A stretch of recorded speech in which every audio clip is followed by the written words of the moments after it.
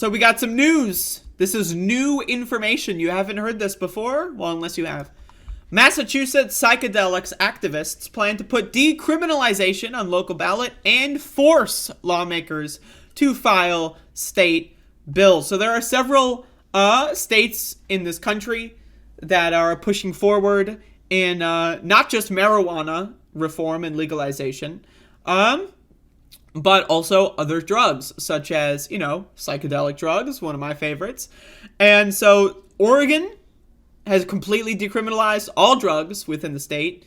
Michigan has several cities that have decriminalized psychedelic drugs. California has several cities, and so does Massachusetts. Also, Michigan is planning, there are people in Michigan planning to put a statewide measure similar to Oregon, but just, for psychedelics. And now Massachusetts is following suit. So Massachusetts activists are gearing up for a multi-pronged push to advance psychedelics reform locally and at the state level, with a campaign kicking off a signature drive last week to put a decriminalization measure on the ballot in the state's second largest city. The Bay Staters for National Medicine campaign launched its signature gathering effort to put the policy change before Worcester voters just days after the city's Human Rights Commission approved a resolution urging the city manager to conduct a study on the, quote, benefits of making arrests for growing and distributing entheogenic plants like psilocybin mushrooms. First of all, mushrooms are it's not a plant, it's a fungus, it's a different kingdom. So just throwing that out there, just for the sake of correcting the record. Among veterans and first responders, the lowest... Why veterans and first responders? Like, you have to go through war in order to be able to enjoy a drug? This is... first responders. Only the cops get to have drug parties? That's just kind of fucked up. Only the cops get to do drugs? I don't... But okay. But yeah, people are trying to push that to broaden it as well. Separately, activists are deploying a strategy to have Massachusetts residents force state lawmakers to file legislation to both legalize entheogenic substances for therapeutic use and otherwise decriminalize certain psychedelics. Both the Worcester initiative and the statewide legislation focus on psychedelics, but they would also broadly decriminalize low-level possession of all currently illicit drugs. Now, this is another big thing here.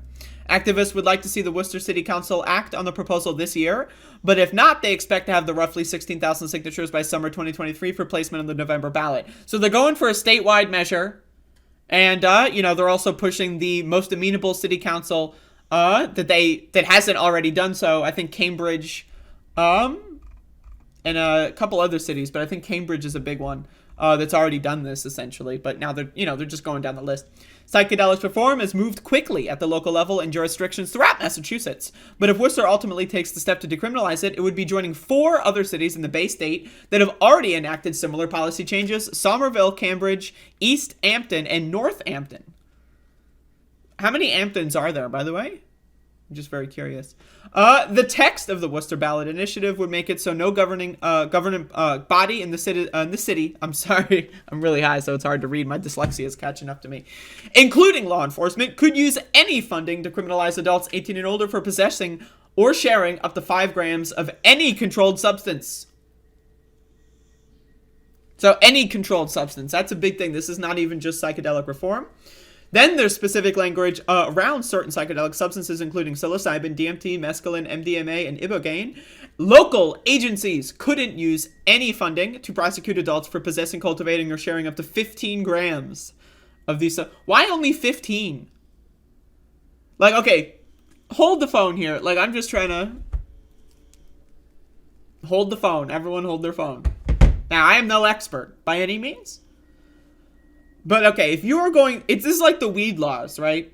Where it's there's weed laws in all these countries that say you can grow weed, but one plant's yield of marijuana is more than the legal limit that you're allowed to possess or whatever, right? So you're only allowed to possess a certain number of ounces, right?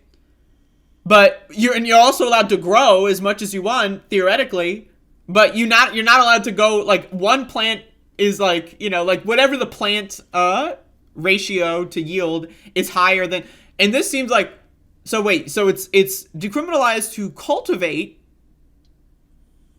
mushrooms, But when you do so, you're not allowed to exceed 15. Like, I don't know, man.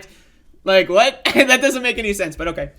I guess they just feel like they need to put some limitation, I guess. You know, that's like a centrist kind of, you know, people are more willing to support it if there is some limit. I mean, it's a stupid limit. It's a really dumb limit. Like, but, you know. Anyway, that's still really cool, and big support to Massachusetts. There you go.